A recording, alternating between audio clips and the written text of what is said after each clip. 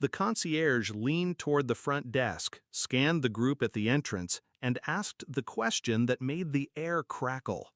"I'm sorry, who exactly are you here to see?" Silence. My cousin Julie, in her $12 Target flip-flops, glanced at the marble floor like it betrayed her. My uncle shifted.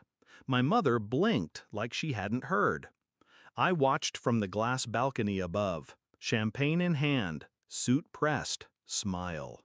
After a decade of being ghosted, lied to, disinvited, and deleted, they walked into my estate like they still owned the narrative.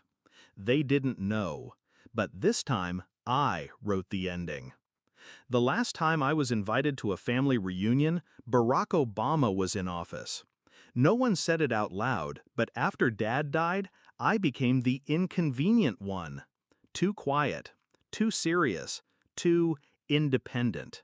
And when I came out, softly, cautiously, just needing someone to say, "Okay, cool," they vanished like a magic trick. No texts, no calls, no seat at the table. I spent 10 years eating silence, and I learned how to chew glass with a straight face. I built my life like a weapon. Started a company from the same basement they once said smelled like failure. Sold it for 8 figures. Bought the beachfront estate in my mother's favorite vacation town, and never told her. The same ocean, a better view. They didn't ask how I was doing. They just watched from a distance and assumed I was still the same soft kid with no spine. So when the reunion came back around, bigger, bolder, everyone's invited, I was left out, again. But fate has a funny taste for irony. The hotel they picked? Fully booked. Every venue in town? Rented. By me. I had 3 properties lined up. The estate, a private yacht for overflow, and the ballroom of the only 5-star hotel within 80 miles, booked under a shell company. They didn't know. They wouldn't until they had nowhere else to go.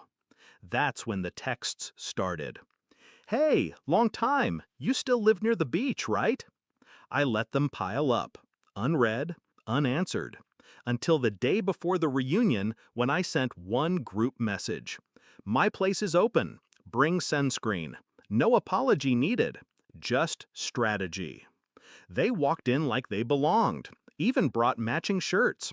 "Reunion 25. Family is forever." Cute. Except I had already briefed my staff. Everyone was to be polite, professional, and ask each guest who they were here to see. No one was on the list.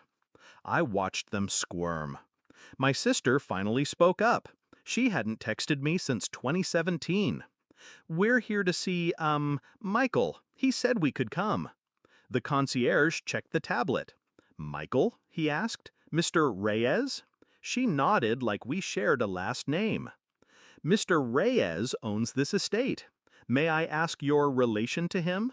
She opened her mouth, then closed it. That was the moment, the exact second the cracks started forming. I stepped out onto the balcony, slow and deliberate, letting them see me. Silence rolled over the room like a thundercloud. Then I smiled. Small, controlled, dangerous. "Let them in," I told the concierge. "They've come all this way." My mother looked up, eyes glassy. She smiled like she'd just spotted a long-lost child. "Mikey." "Michael," I said, walking past her. "We're using full names today." I let them enjoy the view. Let them sip the wine they couldn't pronounce. Eat the catered seafood they never paid for. Pose for pictures in front of my pool like they built the place. Then, after dinner, when the sky turned copper, I tapped my glass. I'd like to say a few words. They turned, expecting gratitude or forgiveness. They got the truth. I spent 10 years being invisible to this family, not because I left, but because I made you uncomfortable. I scanned the faces. No one moved. Not one of you called. Not when I lost Dad. Not when I launched my company. Not even when I tried to come home. Julie looked down. My sister shifted. But here you are, in my house, eating my food, wearing my initials on your wristbands. A few people chuckled nervously. I didn't. This isn't a family reunion, I said, stepping closer.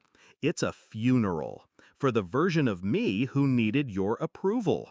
My mother whispered my name. I cut her off. This isn't anger, it's clarity. You didn't just lose touch, you let go. And I stopped waiting for you to reach back. I raised my glass. So drink, laugh, take your photos, because after tonight, this door doesn't open again. Pause.